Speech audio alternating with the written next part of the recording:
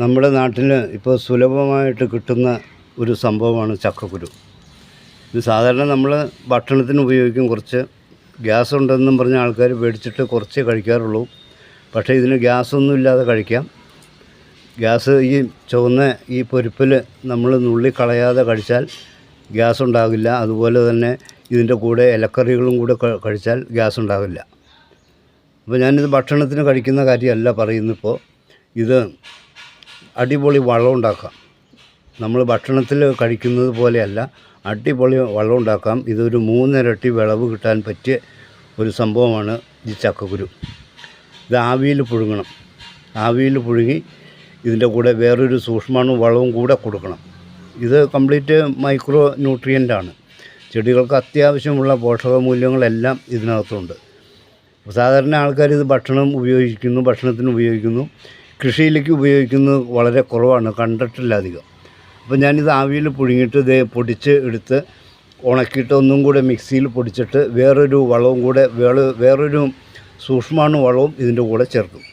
ഇത് തന്നെ ഏറ്റവും നല്ലൊരു വളമാണ്. കാരണം ഒരു ചക്കക്കുരുവിൽ, അതായത് ഈ ഒരു ചക്കക്കുരുവിൽ 60% സ്റ്റാർച്ചുണ്ട്, 8% പ്രോട്ടീനുണ്ട്, 32% മറ്റ് എല്ലാ മൂലകങ്ങളും ചേർന്നതാണ് ഒരു ചക്കക്കുരു. ഇപ്പോൾ ചെടികൾക്ക് അത്യാവശ്യമായി വേണ്ട മൈക്രോ ന്യൂട്രിയൻറ്റ്, മിനറൽസ്, ഫൈബർ, പഴത്തിലുള്ളതിനേക്കാൾ കൂടുതൽ പൊട്ടാസ്യം, കാൽഷ്യം, മഗ്നീഷ്യം എന്നിവയും ധാരാളം ഇതിനകത്തുണ്ട്. ഇതെല്ലാവർക്കും അറിയാം.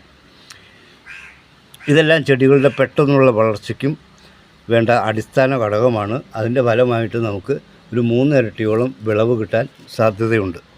ഇത് തന്നെ ഇട്ട് കൊടുത്താലും വിളവ് കിട്ടും. പക്ഷേ 3 ഇരട്ടിയിലധികം വിളവ് കിട്ടാൻ ഞാൻ ഇതിലൊരു പൊടിയും കൂടെ ചേർക്കുന്നുണ്ട്. മിനറൽസായിട്ട് ഫോസ്ഫറസ്, സോഡിയം, അയൺ,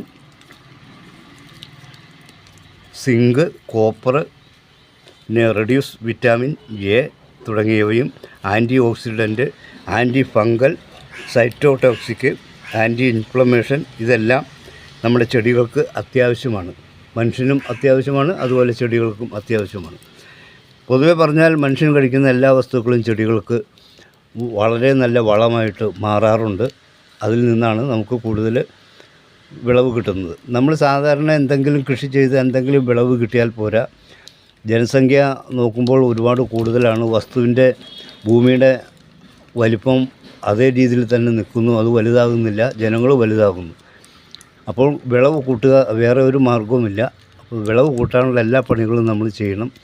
ഞാൻ ഇതുവരെ ചെയ്തിട്ടുള്ള കൃഷി വീഡിയോകളിലെല്ലാം ഈ വിളവ് കൂട്ടുന്നതിനെ പറ്റി എങ്ങനെയാണ് ചെയ്യേണ്ടത് എന്നതിനെ പറ്റി വിശദമായിട്ട് പറയുന്നുണ്ട്. അപ്പോൾ ഇത് ഇനി ഉണക്കി ഇതിൻ്റെ തൊലി, ഈ പോള കളയണം. ഇത് പോള ഇട്ട് കഴിഞ്ഞാൽ ചെടിക്ക് ദോഷമൊന്നുമില്ല, പക്ഷേ ഇത് വളമായിട്ട് മാറണമെങ്കിൽ ഒരു കൊല്ലമൊക്കെ പിടിക്കും പോള. അതുകൊണ്ട് ഇത് കളയുകയാണ് ഇപ്പോൾ ഞാൻ ചെയ്യുന്നത്.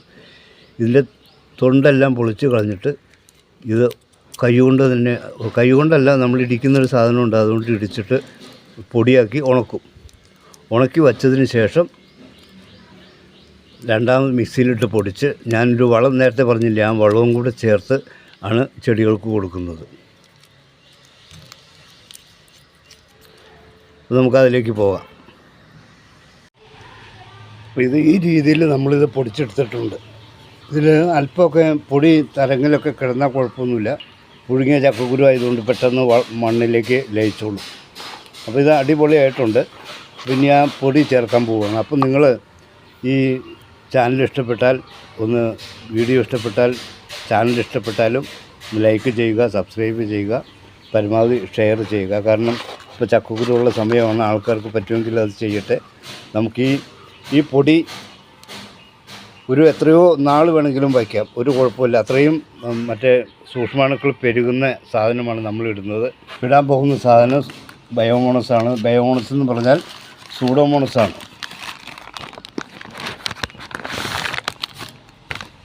ഇത് നമുക്ക് ഇത് 1 കിലോ പൊടിയുണ്ട്. നമ്മുടെ ചക്കക്കുരു പൊടിച്ചത് 1 കിലോ ഉണ്ട്.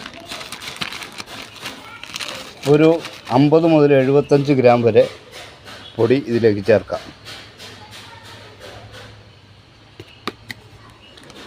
കുറച്ചും കൂടി ആവാം. ഒരു ഉദ്ദേശമാണ്, അല്പം കൂടിപ്പോയാൽ കുഴപ്പമൊന്നുമില്ല. ഇപ്പോൾ 75 ഗ്രാമുണ്ട്. ഇത് നന്നായിട്ടൊന്ന് മിക്സ് ചെയ്യുക. ഇനി നമുക്കിത് ചാക്കിൽ കെട്ടി വയ്ക്കുകയോ എന്ത് വേണമെങ്കിലും ചെയ്യാം. മറ്റേ ചക്കക്കുരു ഇല്ലാത്ത സമയത്ത് നമുക്കിത് ഇത്രയും കൊടുത്താൽ മതി, ഒരു സ്പൂണ് കൊടുത്താൽ മതി ഒരു ചെടിക്ക്. അത്ര എഫക്റ്റീവാണ് ഈ വളം. അപ്പോൾ ഞാൻ കുറച്ച് ചക്കക്കുരുവാണ് എടുത്തോളൂ. അപ്പോൾ നിങ്ങൾക്ക് ചക്കക്കുരുവൊക്കെ ഒരുപാട് കിട്ടുന്ന ആൾക്കാരാണെങ്കിൽ തീർച്ചയായിട്ടും ഇത് ചാക്ക് കണക്കിന് നമുക്ക് ഉണ്ടാക്കി വയ്ക്കാം. ഇതിന് വലിയ വിലയൊന്നുമില്ല സൂഡോമോണസിന്. അത് നമ്മൾ 1 കിലോയ്ക്ക് 50 ഗ്രാമോ 75 ഗ്രാമൊക്കെ ചേർക്കുന്നുള്ളൂ. അപ്പോൾ ഒരുപാട് ഉണ്ടാക്കാം നമുക്ക് വളം. ചാക്കിൽ കെട്ടി വയ്ക്കുക, മറ്റേ ചക്കയില്ലാത്ത സമയത്ത് ഈ വളം ഉപയോഗിക്കാം. അപ്പോൾ ഇത് മൈക്രോ ന്യൂട്രിയൻ്റാണ്, സൂക്ഷ്മാണുവാണ്. വലിച്ചു നീട്ടിയില്ലെങ്കിൽ നീട്ടി തന്നെ പറഞ്ഞിട്ടുണ്ട്. മിക്കവാറും എല്ലാവർക്കും മനസ്സിലായി കാണുമെന്ന് വിശ്വസിക്കുന്നു. ഈ വളം ഉപയോഗിക്കുമ്പോൾ ഒരു 15 ദിവസം മുമ്പും പിമ്പും നമ്മൾ കീടനാശിനികളൊന്നും ചെടികൾക്ക് അടിക്കരുത്. അപ്പോൾ അങ്ങനെ അടിക്കണമെന്ന് കീടനാശിനികൾ സ്ഥിരമായിട്ട് അടിച്ചുകൊണ്ടിരിക്കുന്നവരാണെങ്കിൽ ഈ സൂഡോമോണസിൻ്റെ പൊടി ഒഴിവാക്കുക. എന്നിട്ട് ചക്കക്കുരു പൊടി മാത്രം ചേർത്ത് കൊടുക്കുക. Thank you for watching.